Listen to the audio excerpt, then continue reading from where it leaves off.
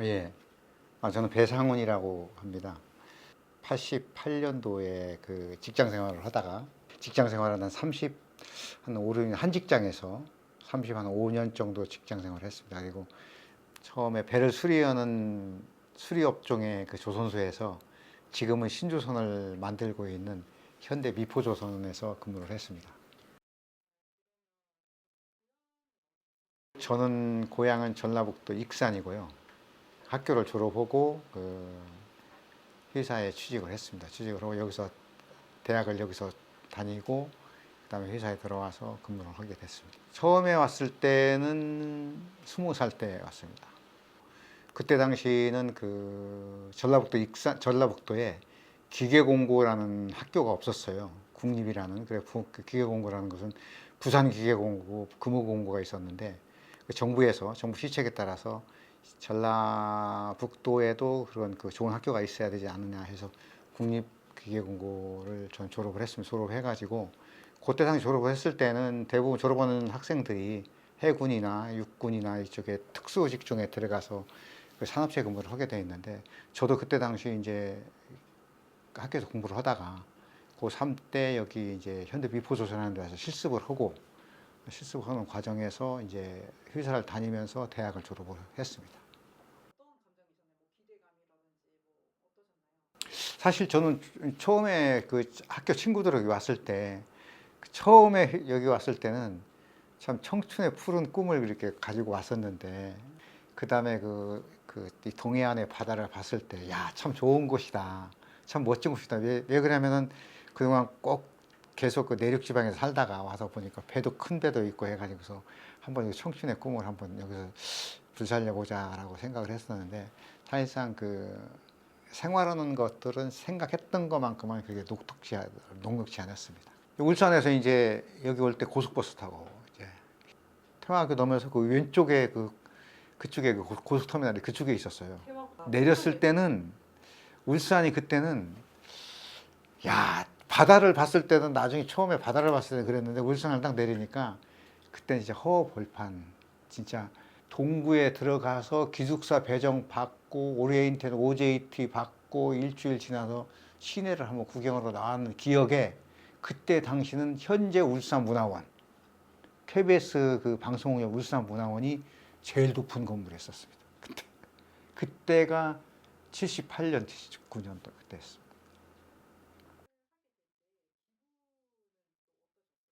저희들을 이제 처음에 왔을 때는 정식 입사한 게 아니고 실습으로 왔거든요.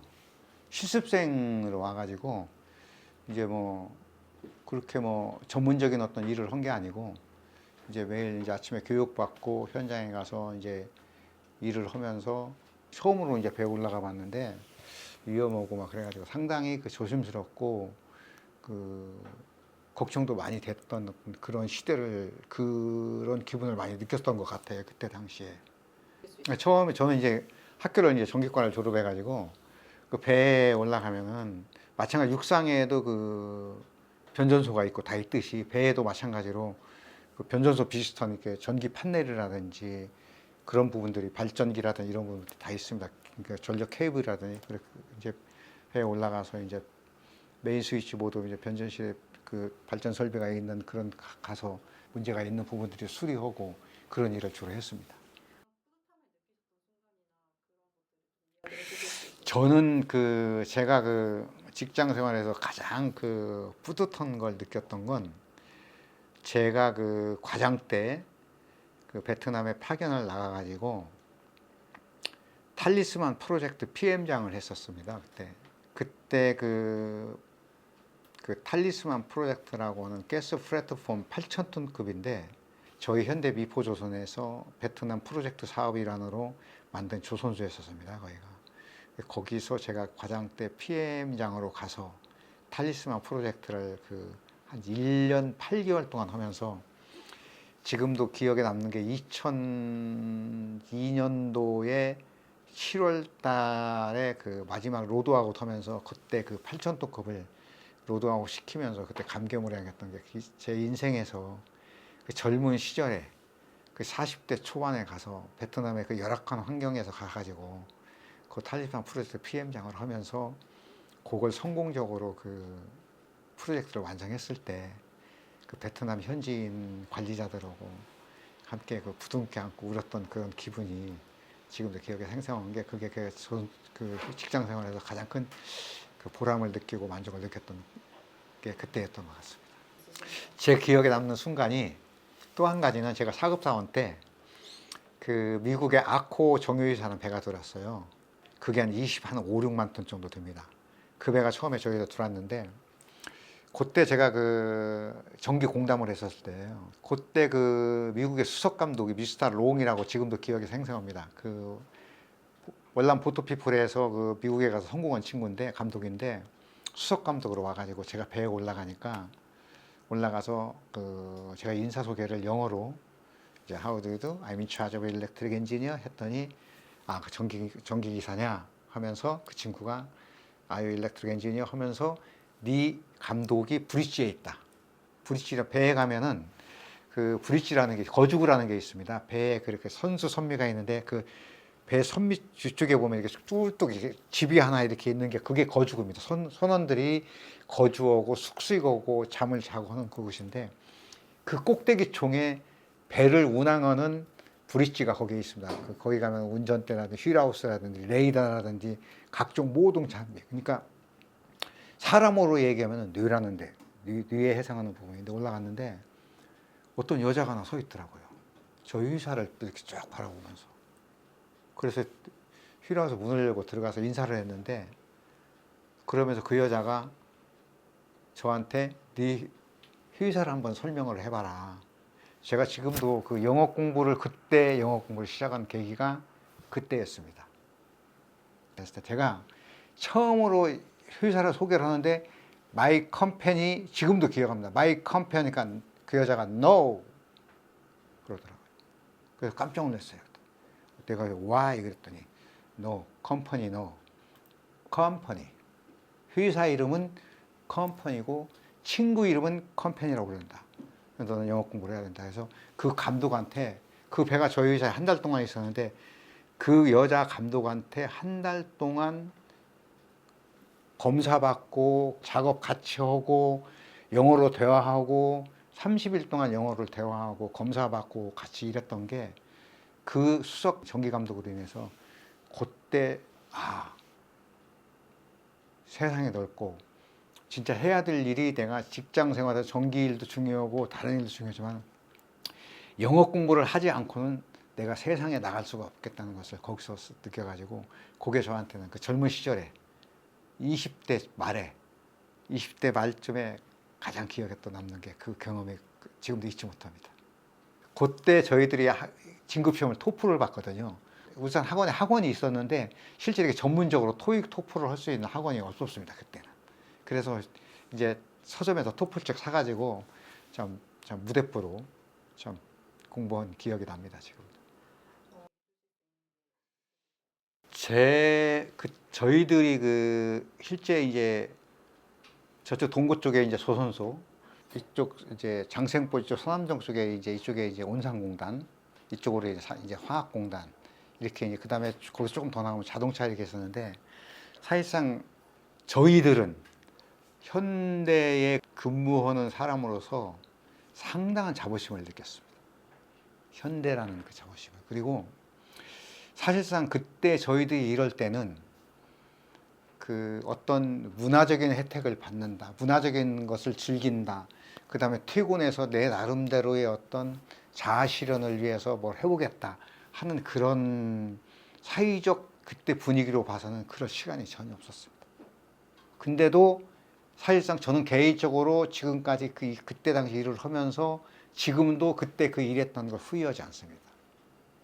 아주 그 아침에 일찍 7시에 출근해서 저녁 7시에 퇴근하고 제가 공담 때, 과장 때, 이때 저는 철야를 밥 먹듯이 했습니다. 토요일 일을 하죠. 근데도 이게 내가 일을 사회인으로서 직장인으로 일을 해야 된다는 어떤 그런 사명감 때문인지는 모르겠지만 저를 비롯한 모든 대부분 사람들이 그러한 마음가짐을 가지고 있어가지고 지금도 그러한 점들은 참 후회한다든지 그런 건 없는데 이제 지금 와서 이제 젊은 세대들이나 이런 세대들하고 이제 세대 차이 때문에 이제 그런지는 모르겠지만 어떤 일보다는 어떤 문화적인 거 이런 것도 많이 생기고 이제 자아 실현의 욕구라든지 이런 것들을 많이 생겼는데 저희들은 실제적으로 그때 당시 이럴 때는 생존의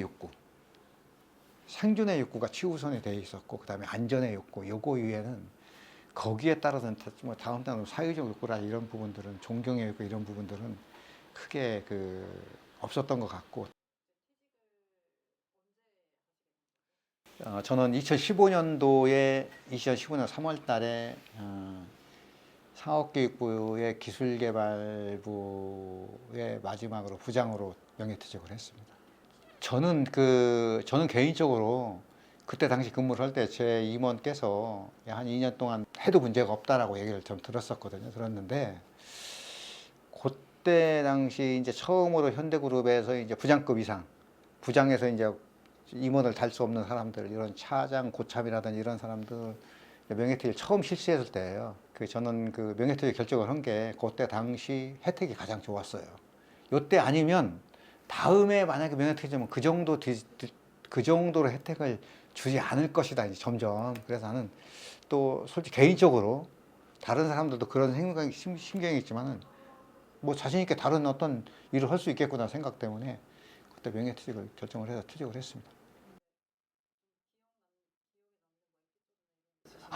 뭐 섭섭하죠. 마음이 짠했죠. 솔직히 제가 집에 옛날 회사 유니폼이 그대로 있는데 참 마지막에 나올 때 뭐 이런 것들 뭐 저런 뭐 장비 뭐 이런 것들보다도 제가 작성했던 서류, 제가 만들었던 레포트, 제가 만들었던 프로젝트 플랜, 그다음에 자료, 그다음에 유니폼 이런 것들은 진짜 버릴 수가 없어서 지금 제가 가지고 있습니다. 그래서 참 마음이 짠하더라고요. 젊은 시절에 와서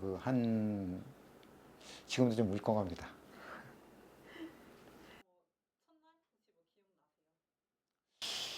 퇴직하고 첫날 그래서 집에 와서 잠을 잘 잔 것 같고 그 다음에 서울에 올라간 것 같아요.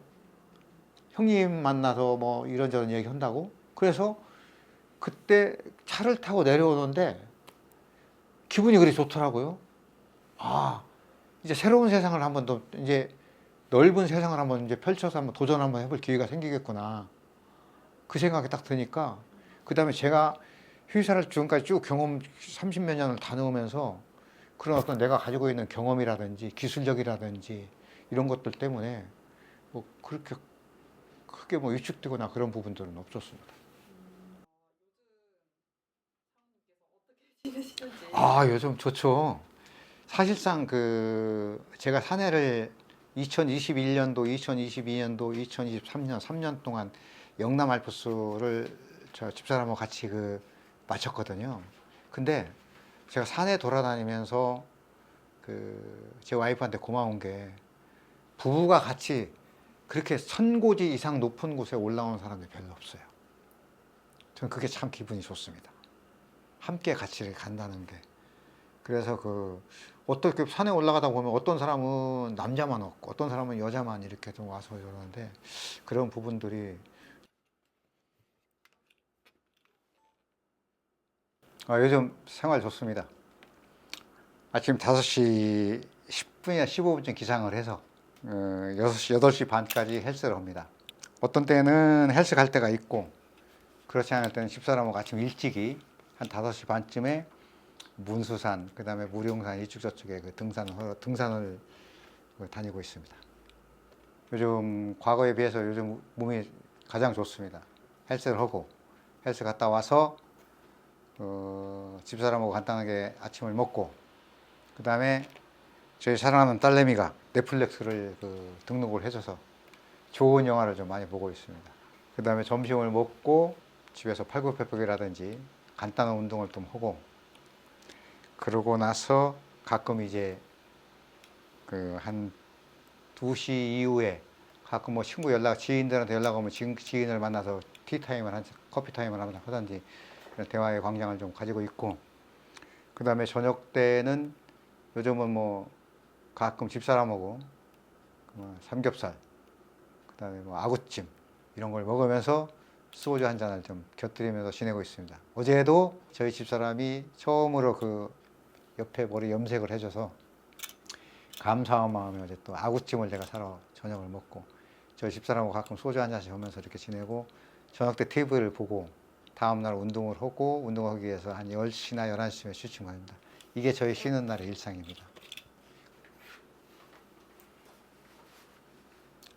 튀지크의 가장 큰 삶의 변화는 이게 좀 생각에 좀 차이가 있는 건데 저희 그 자식들이 자신만의 어떤 행복을 찾아가는 그게 제가 튀지크의 그 삶의 변화가 아닐까. 과거에는 자식들이 뭐 공부한다 뭐 한다 그 앞길에 대한 어떤 그 보이지 않는 그 길 헤쳐나가기 위해서 부단히 노력했는데 요즘 들어와서 그런 것들을 찾아가는 그런 것들을 보면서 내 삶의 변화가 좀 괜찮구나 그런 생각이 들고 집사람하고 계속 여기저기 움직이고 뭐 돌아다니고 뭐 여행도 다니고 뭐 하는 그런 삶의 변화가 그냥 이런 일상에 소소하게 하는 이 삶의 변화가 저는 뭐 좋고요. 뭐 크게 과거에 그 뭐 속된 말로 전투적으로 치열하게 살았던 그런 시대를 떠나서 요즘은 좀 여유를 가지면서 옛날보다는 좋은 삶의 변화가 아닌가 그런 생각을 하고 있습니다.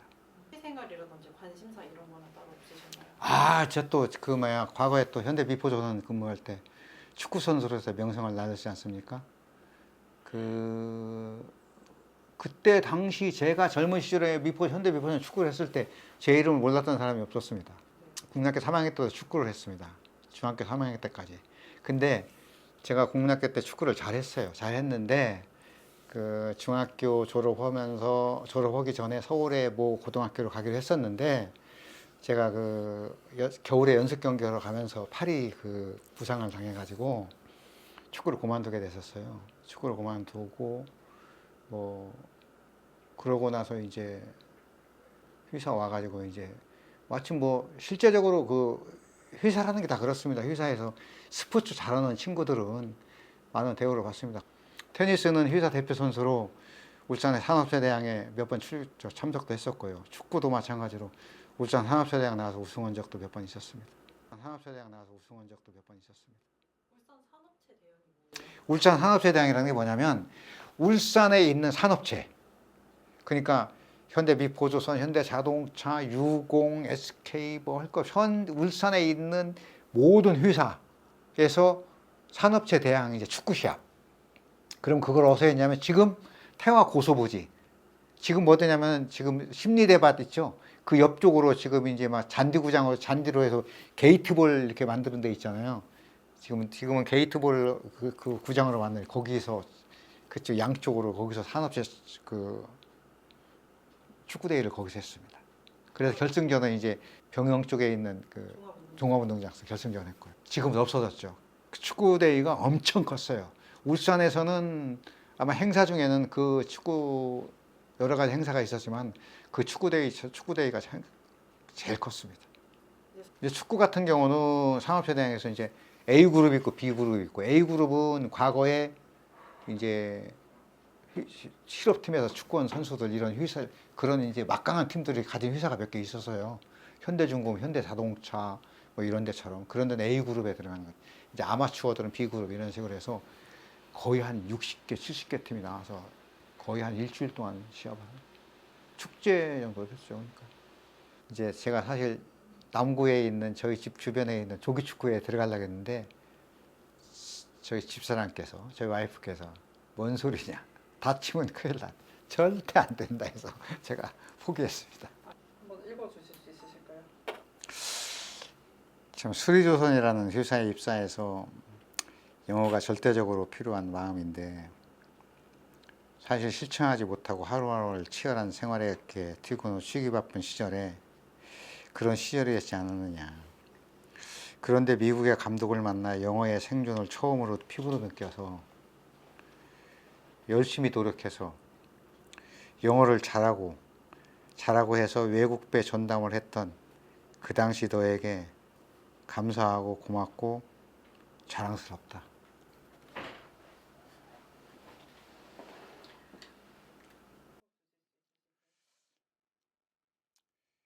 29살의 그 누군가에게 목적이 있다면 방법이 여러 가지가 있다. 그렇다고 뭐라고 딱히 답은 없다. 사람에게는 그 누구나 5가지의 재능이 있다고 한다. 그중 한 가지만 알고 실천할 수 있다면 성공한다고 그런다고 한다. 우선 나는 내가 행복해야 된다고 한다. 마음으로. 내가 행복하지 않는 타인과의 가족의 행복은 없다. 따라서 내가 좋아하는 일, 하고 싶은 일, 그런 일을 해라. 세상은 넓고 할 일이 많다. 해보시니까 어떠셨어요? 참, 전 좋은 것 같아요. 참 신선하고 한 번도 겪어보지 못한 새로운 걸 또 제가 오늘 느껴가지고 너무 고맙습니다. 왜 그러냐면 당신이 지금까지 젊은 청춘을 지금까지 살면서 가장 그때 당시에 느꼈던 것들에 대한 그 나이의 나에게, 그리고 지금 그 나이를 먹은 다른 사람에게 상당히 감동 있게 느꼈습니다. 너무 좋았어요. 이게 인터뷰라는 게 이렇게 그냥 이렇게 하는 어떤 그런 저기로 느껴서 왔는데, 지금 마지막인지 모르겠지만 이 부분은 참으로 젊은 세대들에게 우리가 해줄 수 있는 얘기가 도움은 될지 모르겠지만, 그래도 내가 지금 29이라면은 내가 29에 다른 사람 29살 먹은 다른 이에게 쓴 것은 사실 내가 29이라는 심정으로 내가 지금 29이면 난 이렇게 하고 싶다는 생각으로 쓴 겁니다. 그래 너무 좋았습니다. 네, 고맙습니다. 제가 감사합니다. 네, 고맙습니다. 네. 네, 수고하셨습니다. 네.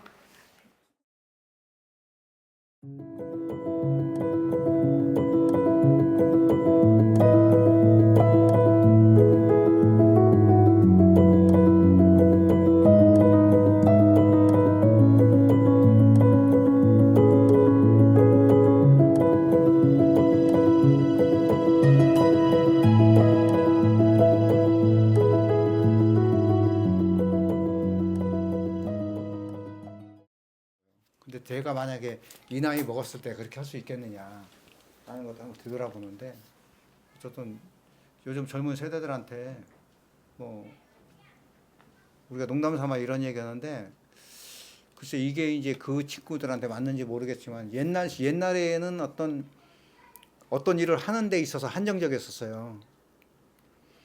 우리 젊은 시대 때는 한정적이었습니다. 더 이상 어떤 것들을 우리가 플렉시블하게 어떤 걸 확장해서 팽창해서 나갈 수 있는 그런 그런 시절이 아니었었어요. 근데 지금은 너무 많은 거예요. 그러니까 어느 구름에 비 내릴지를 모릅니다. 그러니까 이 구름도 타보고 저 구름도 타보고 다른 구름도 타보는 거예요. 타봐서 비만 내리면은 성공하는 거예요. 세상이 너무 많이 바뀌었어요. 그래서 그런 부분들이 우리 지금 기성 세대들이 젊은 세대들을 이해하는 것보다는 내가 바뀌어야 돼. 늙은 지금 노땅들이 바뀌어져야 된다는 얘기지. 그런 부분들에 대해서는 나는 젊은 사람한테 응원합니다. 감사합니다. 파이팅!